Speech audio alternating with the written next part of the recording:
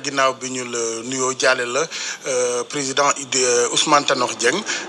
nga baal ñu rek ñëwaat ci kóllëre gi doxoon seen digg yéen ñaar waaye yëg-yëg bi nga am bi xibaar nelaw gi jibee waaw wax dëgg yàlla tiis bu méttee métti la ñoo ngi sant suñu boroom ndax dogalam moom jaam bi mënu ci lenn lu dul nangu ko di jiital d'abord di ko ñaan mu dajale ko ak njëgalam ak yërmandeem xare ko aljanna yi gën a kawe Ousmane Tanor suñu mag la suñu xarit la suñu wóllëre la li ma dégg yépp ñu seedeel ko ci mbaax ci discrétion lu ma mën a confirmer la lu ma mën a dëggal la ndax daanaka daje nañu ci ay xar kanam yu baree bari ci wàllu politique moom mu nekk ci pouvoir man ma nekk ci opposition man ma nekk ci pouvoir moom mu nekk ci opposition wala ñu àndandoo nekkandoo ci pouvoir seq état mais li ñu mën a jàpp ci moom mooy homme d'état bu wér la ku bëggoon Sénégal la ku bëggoon askan wi jëm kanam la même ci ay njuumteem daf ko doon reconnaître avec humilité et à chaque fois Sénégal lay jiital donc ñu xam ne daal nit ku baax dem na vraiment émotion bu rëy la ñu yeewoo bi ñu déggee xibaar bi li ñu ko mën a seedeel daal mooy nit ku baax a baax la Sénégal ñàkk ñun nag ñàkk nañu mag ñàkk nañu xarit ñàkk nañu conseiller koo xam ni kii ci anam yépp daf doon waxtaan ci wàllu Sénégal lu ko jëmale kanam ak lu boole nit ñi di ko jaale aussi ñi nga xam ni ñii ñooy sportif yi puisque xamoon naa cofeelam ci équipe nationale xamoon naa cofeelam ci sport bi ak ni mu déggoo woon ak ñoom di ko jaale yéen ñëpp di ko jaale peuple sénégalais bi yëpp di ñaan encore une fois suñu borom xare ko aljana yi gën a kawe di ko jaale njabootu boppam njabootu deretam ak njabootu politique am di waa parti socialiste ku bëggoon njaboot la li ma dégg ñu seedeel ko léegi lu ma mën a confirmer la mus na am atam ñun ñaar ñëpp ñu daje di gunge suñuy doom ci école bi ñu doon jànge mu woo doomam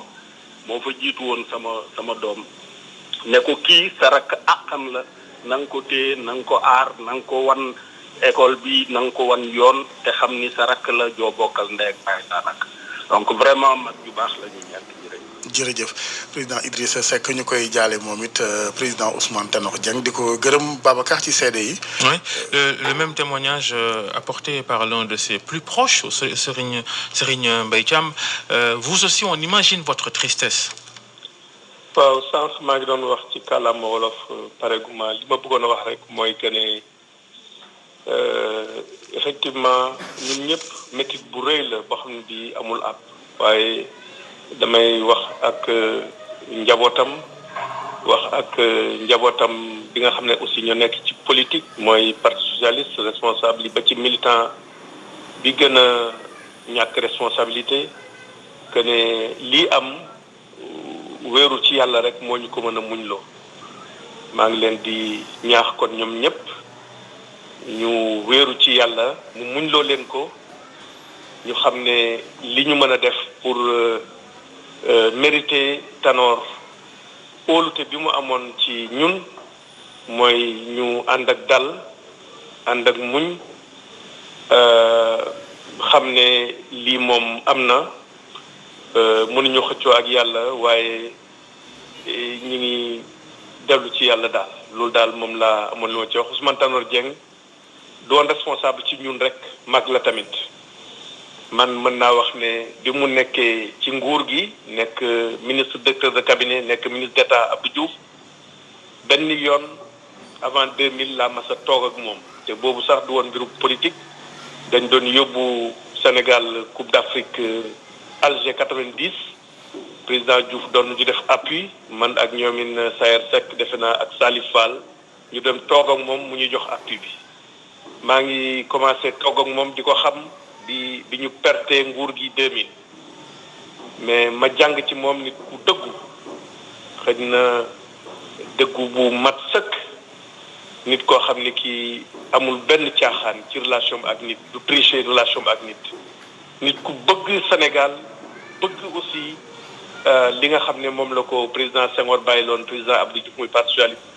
mu téye ko anam bu rafet loolu rek moo doon occupation depuis 2012 mu nekk ni koo xam ne kii tamit état ak Sénégal moom la doon respirer amul lépp lu muy jël comme décision rek dafay seet ndax lii méngoo na ak intérêt état Sénégal kon boog ñun li ñu xam ci yoom yépp mënuñu koo wax mais daal ñu ngi jaalee famille am léegi laa wax ak famille am ci disposition yi ñuy jël ñu ci waxtaan ak président Macky Sall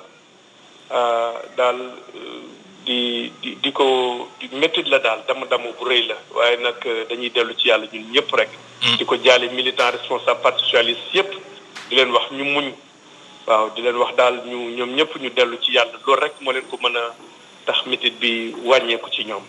Merci Serigne Mbaye Thiam. En français, un mot. Est-ce qu'on a des infos sur l'arrivée de la dépouille d'Ousmane Tanor Dieng, on le rappelle, décédé ce matin à Bordeaux, en France? Voilà, des concertations sont en cours à ce niveau-là. Je pense qu'il faudra laisser peut-être le soin au président de la République en relation avec la famille de le faire. On est en concertation. Ça se fera le plus rapidement possible. Et des trucs sont avancés, mais il faudra laisser peut-être l'annonce officielle se faire. En tout cas, ce qu'il faut, c'est une grande perte pour sa famille. D'abord, sa famille,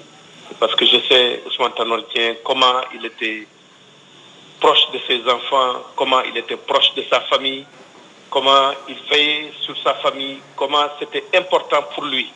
Je l'ai vu un jour à une distribution de prix du concours général. Sa fille était lauréate et était absente du Sénégal. Elle-même, elle a tenu pour honorer sa fille à monter sur le présidium, prendre le prix du concours général que sa fille avait. Donc, ça vous montre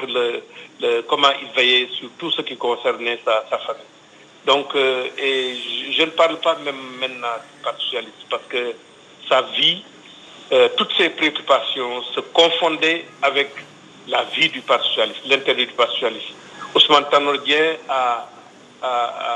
s'est détourné de toute responsabilité qu'il pouvait avoir sur le plan international après 2000, après la perte du pouvoir, pour se consacrer corps et âme au Parti socialiste. Il voulait que ce legs que Senghor et Abdou Diouf lui ont donné, que ce legs-là puisse se perpétuer. Et il a réussi à le faire. Donc, je voudrais m'adresser aux responsables du Parti socialiste, aux militants du Parti socialiste, pour dire que là où ils peuvent avoir la force de supporter la douleur que nous avons aujourd'hui, c'est seulement dans la foi en Dieu que nous pouvons trouver la force de supporter cette douleur, de supporter cette tristesse. Et je compte sur eux pour qu'on puisse supporter ça dans la dignité, mais avec beaucoup de dévotion, de foi et de prier pour lui. Et je pense aussi au président de la République qui, depuis que la nouvelle est connue, s'attelle actuellement pour toutes les formalités, en contact permanent avec la famille, avec les responsables, pour que tout se passe dans les meilleures conditions possibles. Et vraiment, c'est une grande perte pour le Sénégal, c'est une grande perte pour l'État du Sénégal. Parce que j'ai entendu une fois Ousmane Tanor Dieng dire on l'a formé pour lui apprendre à aimer la République, à aimer l'État, à servir la République, à servir l'État. Et sa vie se confondait à cela. Ousmane Tanor Dieng était une personne qui était véridique, et qui ne trichait pas dans ses relations humaines. Et je pense qu'on a la République, le Sénégal a perdu un grand homme d'État. Et le Parti socialiste ce que vous dites, vous évoquiez Macky Sall. Ce que vous dites, Macky Sall vient de le dire dans un communiqué. Merci en tout cas d'être avec nous, Serigne Mbaye Thiam. Le communiqué de la présidence de la République, le président de la République, je lis in extenso, je lis